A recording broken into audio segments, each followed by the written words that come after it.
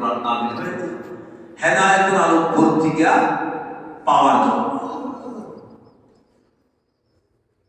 হুয়া হাবলুল্লাহিল মতিন, এটা আল্লাহ রাব্বুল আলামিনের জন্য সুস্পষ্ট রশি, হেদায়েত পাওয়ার জন্য, জান্নাতে যাওয়ার জন্য সুস্পষ্ট রশি হচ্ছে কোরআন।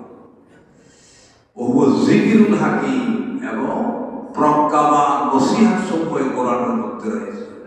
ও হুয়া সিরাতুল মুস্তাকিম, এবং এটাই হচ্ছে সিরাতুল মুস্তাকিম, যেটা আমরা প্রতিদিন প্রতি ওয়াক্ত নামাজে প্রতি রাকাতের মধ্যে হেদায়েত তালাশ করি আল্লাহর কাছ থেকে। ইহদিনাস সিরাতাল মুস্তাকিম, এই ইহদিনাস সিরাতাল মুস্তাকিম, সিরাতুল মুস্তাকিম হচ্ছে এই কোরআন। কোরআনের মাধ্যমে সিরাতুল মুস্তাকিমে পৌঁছা সম্ভব, অন্য কোনো মতবাদের মাধ্যমে সিরাতুল মুস্তাকিম পাওয়া সম্ভব নয়।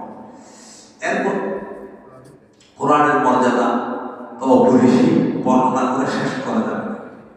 মায়ের রমজান আমাদের সমুপস্থিত, আগামী বুধবার যদি চাঁদ দেখা যায়, বৃহস্পতিবার থেকে পয়লা রমজান শুরু হবে। এই উপলক্ষে আমাদের প্রাথমিক কাজ প্রস্তুতি গ্রহণ করা, রমজানের প্রস্তুতি আমাদের গ্রহণ করা দরকার। এবং রমজানের মধ্যে আমাদের বেশিরভাগ সময় কোরআন সম্পর্কে গবেষণা করা, কোরআন তেলাওয়াত করা, কোরআনের সাথে সম্পৃক্ত থাকা অবশ্য করব। যেহেতু কোরআন আমাদের জীবন বিধান, এই কোরআনের মধ্য থেকে আমাদের হেদায়েত গ্রহণ করতে হবে। এই জন্য কোরআন বুঝা, অন্তত কোরআন তেলাওয়াত করা, এ সম্পর্কে কোরআন সম্পর্কে জানা, জানিয়ে দেওয়া, কোরআন শিক্ষা, কোরআন শিক্ষা দেওয়া, এগুলো হচ্ছে মাহে রমজান ছাড়াও প্রতিদিনের কাজ।